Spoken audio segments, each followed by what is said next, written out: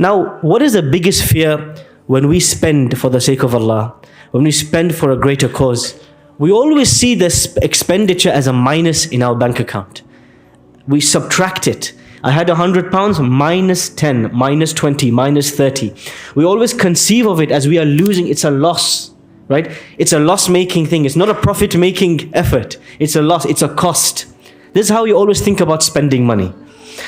When Allah subhanahu wa ta'ala talks, and the biggest fear we have is, if I lose this money, it's not coming back. There's a mindset, many psychologists, they talk about it.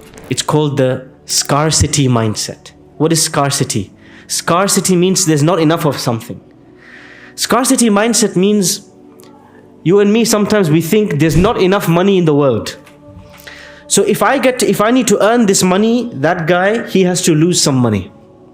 And if I lose some money, someone's going to gain money.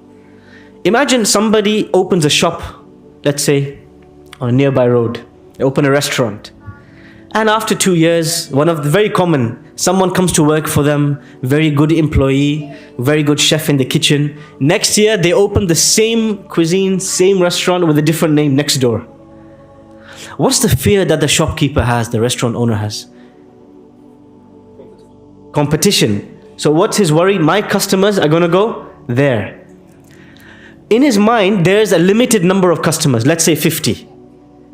All this time, all 50 are coming to my shop. Now from tomorrow, 25 are going to go to his shop. This is the scarcity mindset. When you think everything is limited, 50 customers, no more. So when there's a neighbor, a new shop, half is going to go to him, half is going to go to me. When you think of Allah's name, Al-Wasi', Allah's giving has no limits. You think, okay, a new shop, inshallah, he will get 50 and I will get my same 50. Or maybe Allah will double the customers.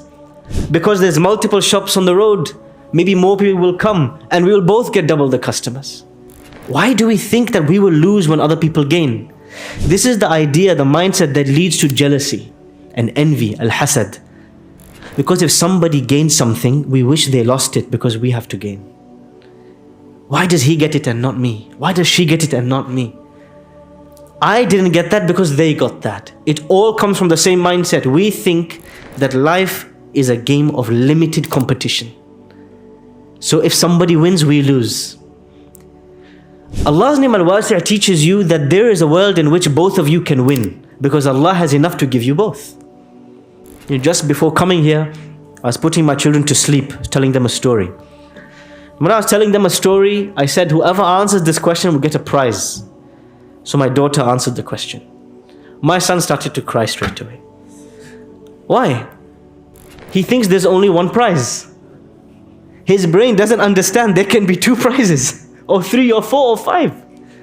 We think in this way. We are brought up in this way. If somebody wins, I lose. There's only one reward, one winner. The winner takes all. This is exactly the idea that Charles Darwin, very famously pushed into society with his idea of Darwinian evolution. What is his idea? Survival of the fittest. His idea is what? Life is a competition.